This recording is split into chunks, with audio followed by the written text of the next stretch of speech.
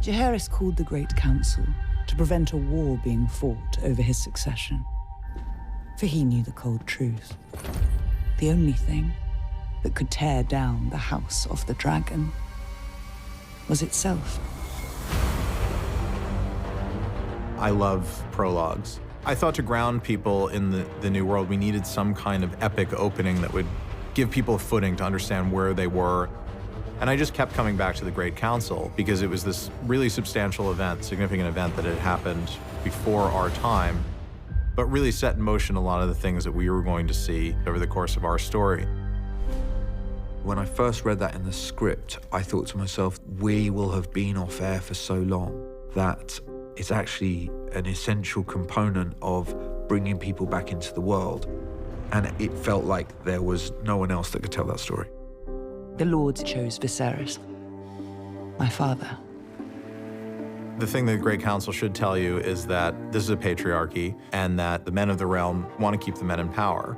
I don't think Viserys was a guy who sought the crown or wanted it, really. It kind of came to him. I think Viserys struggles with being the king. He's got big shoes to fill. Jaehaerys, the king that went before him, was a peacetime king. And I think Viserys feels a duty to honor his reign in a way and try to keep peace amongst the kingdoms.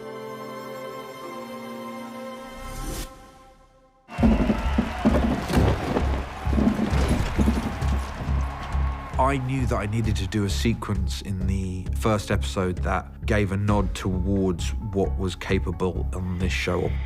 And a tournament was something that was exciting. And it felt really important to bring Game of Thrones action to the pilot. Sword! And the reason we chose a tournament is because a tournament is essentially playing at war. And you get to tell the story of unrealized aggression that's let out in this very visceral way. Queen Emma has begun her labors! And it's Viserys putting the cart before the horse a bit, indulging in this grand thing to welcome what he's convinced is a new male heir. It was actually Miguel's idea to intercut the birth with the specific Kristen Cole fight, because as Emma tells Rhaenyra early in the story, the childbed is our battlefield. We wanted to look at them in the same way that we would look at battle sequences. A battle sequence needs to be about something, otherwise it has no purpose. If you're going to put that kind of violence on screen, it needs to be for a reason. With the birthing, it was the same. We really wanted to see the female perspective because it's a realistic portrayal of things that used to happen at the hands of men to women, because a 50-50 chance that you have of surviving a birth in those times is not good odds. It sometimes becomes necessary for the father to make an impossible choice.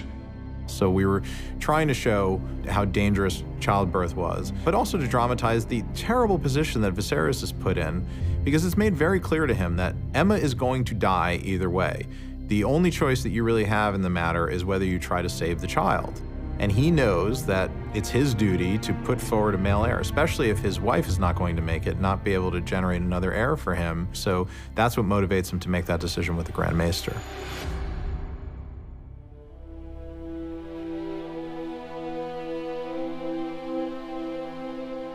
Viserys is in pieces, he's unable to even communicate, he's just distraught. Rhaenyra is finding herself unable to be the child, to be the one that's being looked after. Suddenly she's having to play the adult role. Dracarys! She's basically cremating, because the Targaryens cremate their dead, so she's cremating her mother and her brother. It's quite traumatic, actually. She was asked, would you kind of do the honors of lighting the pyre with Syrax? It's a real final moment for her, being forced to say goodbye in that way. And Daemon is being the most thoughtful, caring, responsive of the three, which was a choice that Matt made. I think they are normal brothers, and there's a huge amount of love there, and I think it's complicated. There's a sort of deep, dark history that surrounds them. Daemon's a complicated guy, but he's not a monster. I mean, this is his family. He does love his family, particularly loves Rhaenyra. And look, his brother is shattered, and I think he feels for them. I do hereby name Rhaenyra Targaryen, Princess of Dragonstone and heir to the Iron Throne. It's a really important scene for the pilot because obviously it's the thing upon which all the future drama in the show is going to turn on, the fact that Rhaenyra was named heir and supplanted Daemon. Viserys chooses Rhaenyra in part out of guilt for what he did to Emma, and in part out of love because he wants her to be happy to fulfill her own potential. Rhaenyra sees it as the first time that she feels that she's good enough for her father. She's also the first woman ever to be named heir. Viserys was named heir over someone who should have deserved it, Princess Rhaenys. So she kind of feels like there's like a reprimand in that. There's something else that I need to tell you. Viserys is obsessed with the idea that they may be around the corner from the end of the world, and we felt like it was a really good way of adding this weight to the notion of Rhaenyra becoming queen.